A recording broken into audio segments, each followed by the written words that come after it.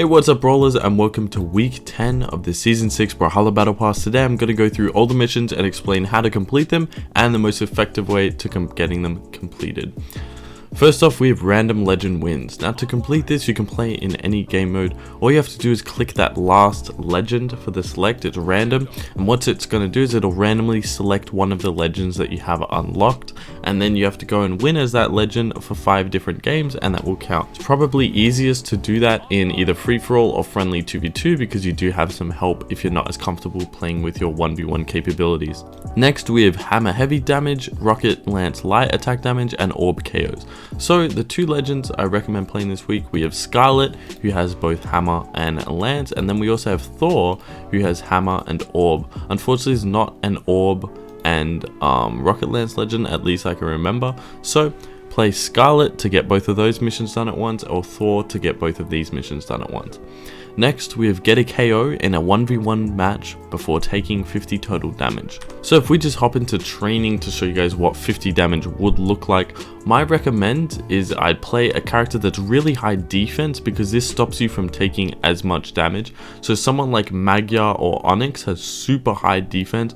Magyar has 9 as a base stance and Onyx has 8. So if you were to play Onyx, it's going to be a lot harder for your opponent to get you to that 50 damage.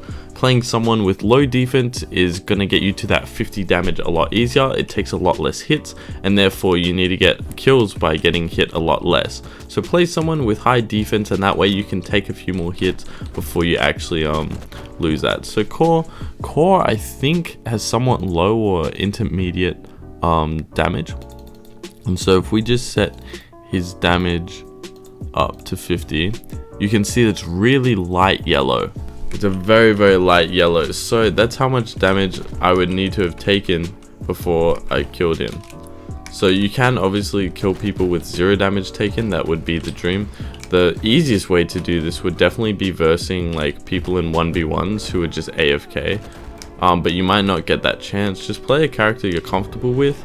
As much as you want to play for that high defense, play a character you're comfortable with so you can play for the KO and play really, not really passively, but be able to get those hits without taking too much damage. But this is something that you will just get over time, as most of these missions are, and you only need 6 before the end of the season. There's still 3 weeks left. Next, we have be the last player to pick up an item. So how I'd recommend doing this is hopping into experimental or strikeout 1v1. Let's just do the random as well so we can do those 2 in the 1.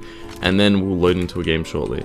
Alright, so right now we're loading into the game, and the mission is to be the last person to pick something up. Since we're in a 1v1, there's only one other player other than me, so once he's picked up something, and then I can go and pick up stuff. So I'm just gonna let him get that first weapon, so that's all good, and then I can pick this up, and I was the last person to pick it up because he got the first pickup, and so that means that I am now done for that mission, and I'll show you the progress at the end.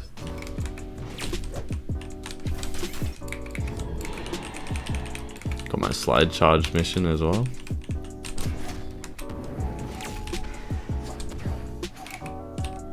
Oh, that was unfortunate. Oh well, we did end up 3-stocking him, but we'll just see how the mission progress goes. So we've got the random legend wins. That's all done. There's the deal damage by chasing, dodging into attacks that I'll get cover, but we should have done that, which is very weird.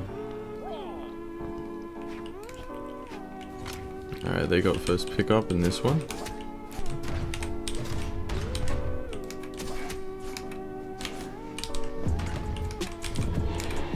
Alright, so that was a nice quick first kill. That'll get us that before 50 damage. Oh, sunken. Alrighty, let's see how that goes now. Alright, there we go. Be the last player to pick up an item. I feel like potentially it was delayed, that's why it didn't show up the first time, but that's pretty much how you do it. You let them get the weapon first, and then you can pick it up after them, it doesn't matter. And last but not least, we have deal damage by chase dodging into attacks. So it explains there how to do it, but I'm just going to show you guys just in case you guys are visual learners. I for one know it definitely helps me if I can see some visuals to actually understand what they're trying to explain. So a chase dodge happens when you hit your opponent, it gives you a dodge that is different to a normal dodge. It's called a chase dodge. It's kind of like a dash, but you can use it in the air, and it's really good because you can use it in certain like combos and stuff. It allows you to keep up with your opponent while they're taking damage, like that. That was using 2 chase dodge there. So pretty much all you have to do is dodge in a direction after you've hit your opponent. So immediately hit him, dodge, and see how it's got that thing, whereas if I dodge normally, it's got that little circle around me. That's for dodge frames, whereas this is like a chase dodge, and so it's different. This is also really useful mechanic because if you're off stage and you're running out of options and you're out of your dodge, out of your jump, if you're able to hit your opponent, you're actually able to get that chase dodge, and then you can get back up. So many times I've had people really play aggressive and I'm out of dodge, but I'm able to hit them and then chase dodge up and save myself because of that. So just keep that in mind. This is something that you can just practice with. Just practice like different hits on them and then dodging to stay around them. You can also use this to disengage, to say I wanted to hit him that way, but it probably works better in the air, but want to hit him that way, but then I'll dodge up and just dodge above him and give him that space.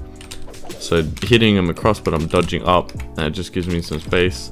And yeah, it's a really cool mechanic and it's really useful to learn. So if you're a new player and you didn't know what chase dodges were before, definitely practice this more. If you've got any more questions, leave them in the comment section below and I'll try my very best to help you out there. But that's pretty much all for me and this week's missions. I hope you enjoyed. I'll catch you in the next one. Bye.